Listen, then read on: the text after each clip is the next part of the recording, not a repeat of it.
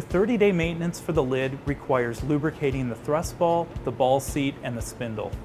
So I'm going to separate the lid and crossarm, pull out on the retaining pin, push down on the crossarm, lift up on the latch.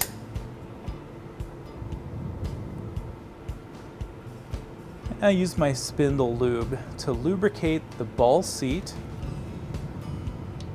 Put a little lube on there, spread it around. And it's a good time I can apply just a little bit on my locking pin and also just work that into the top.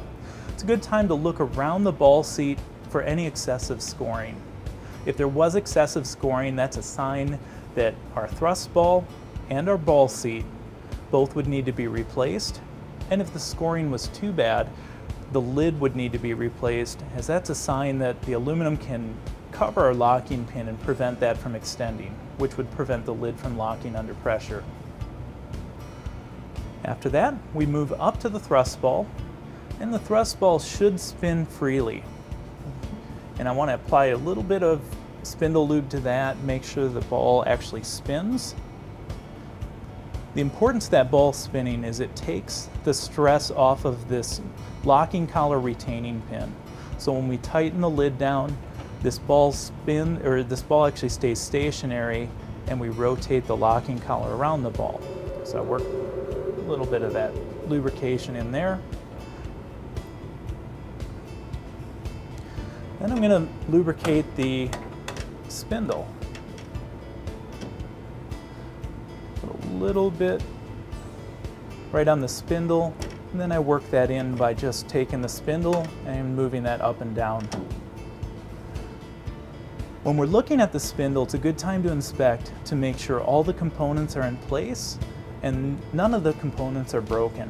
What we're looking for here is we want to make sure that this brass Acme nut at the top is in place. The stainless steel idle nut is right next to that. And then on the locking collar, there is a retaining pin. It's important to look at both sides of that retaining pin to make sure that they're flush with the locking collar. This is one side. I'm going to rotate it 180 degrees and look at the other side. Both of these are flush, and that's a good retaining pin. If any of those parts were broken in here or missing, you'd want to immediately contact your Henny Penny distributor to get a service call set up. And also, it's a good idea to remove the lid. That way no one could use the fryer under pressure. I'm going to close all these components, so I make sure my spindle is up. Hold out on the retaining pin, close, and it's a good time to mention for our latch. We have a latch pin. You want to just make sure the latch pin isn't broken, or none of the clips on the end of that latch pin aren't missing.